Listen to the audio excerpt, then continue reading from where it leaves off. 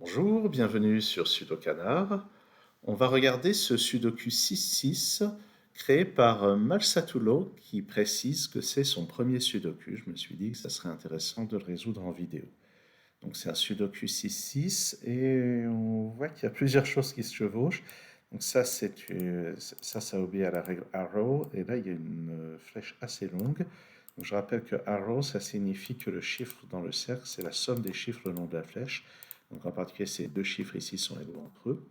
Sinon nous avons des Renban lines, ça signifie qu'ici les deux chiffres sont consécutifs. Même chose ici, même chose ici. Et là, les trois chiffres dont on fait la somme sont trois chiffres distincts et consécutifs. Et le minimum qu'on peut faire avec trois chiffres distincts consécutifs, c'est en faisant 1 plus 2 plus 3, ça fait 6. Il se trouve que 6, c'est le maximum. Donc je pense qu'on va mettre un 6 ici. Ces trois chiffres sont des 3. Donc, sont 1, 2, 3, pardon. Mais ceux-là ne peuvent pas être des 3, donc c'est lui qui vaut 3. Et ceux-là, c'est 1 et 2. Et on peut remarquer que ce chiffre, c'est le même que celui-ci, donc c'est pas 1. Donc ça, c'est un 2. Et ça, c'est 1. Donc ces deux chiffres sont consécutifs. Lui ne peut pas valoir 1, donc c'est un 3. Ces deux chiffres sont consécutifs. Celui-ci ne peut pas valoir 2, donc c'est un 4. Et bon, vu comme on est parti, je vais essayer. Donc je vois les deux 3 ici qui permettent de placer un 3 là. Les deux 1 ici qui permettent de placer un 1 ici. Je vais essayer de le faire sans noter de candidat.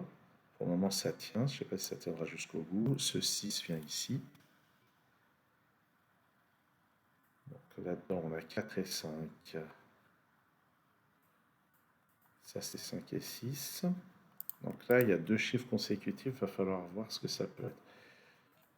1, 2 et 4. Donc celui-ci est parmi 3, 5, 6. Celui-ci est parmi 1, 2 et 5. Donc, il y a plusieurs possibilités. Je vais quand même noter les possibilités. Ça, c'est parmi 3, 5 et 6. Ça, c'est parmi 1, 2 et 5. Donc, ce qu'on peut remarquer, c'est que le 1 ici, ça ne marche pas, parce qu'il faudrait un 2 là. Les deux chiffres doivent être consécutifs. Le 2 peut aller avec le 3, le 5 peut aller avec le 6, mais le 5 en bas ne peut aller avec personne.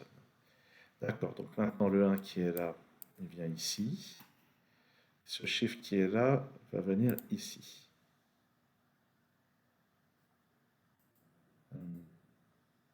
Alors, qu'est-ce qu'on peut remarquer? Le 3 et le 6 sont tous les deux absents de cette classe, donc ça c'est aussi 2 ou 5. Donc ça et ça c'est un 1 et un 4, il y a un 1 ici.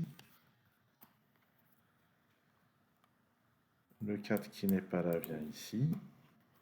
Ça c'est 5 et 6. Donc ça ici c'est 1, 2 et 3. On peut voir avec ça que là c'est le 2. Donc ça c'est 1 et 3, mais là il y a le 1. Donc ça c'est 3, ça c'est 1. Oui, d'accord. Ici c'est 3 et 5, donc ça c'est 6. Et ça c'est 5. Puisqu'ils doivent être consécutifs, on récupère le 2 ici, le 5 là. Ça c'est 2 et 6, il y a déjà un 2 dans cette colonne. On complète la colonne avec le 5. Ça c'est 5 et 6, avec le 5 qu'on vient de placer, c'est dans cet ordre. Ça c'est 4, là il y a 2 et 6. Donc les chiffres qui sont déjà placés, c'est dans cet ordre. Et on complète avec 4, 5, 3 et 5.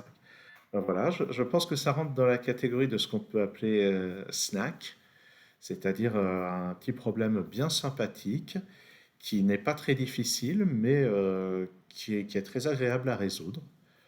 Donc, eh bien, Masatulo, merci de m'avoir soumis ce problème, ce premier problème, et je ne peux que t'encourager à continuer à en créer.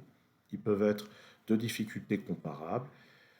Avec le temps, tu auras peut-être envie de créer des choses plus compliquées, et ça sera un plaisir aussi de regarder ça. Donc, merci d'avoir suivi cette vidéo. À très bientôt sur Sudokanar.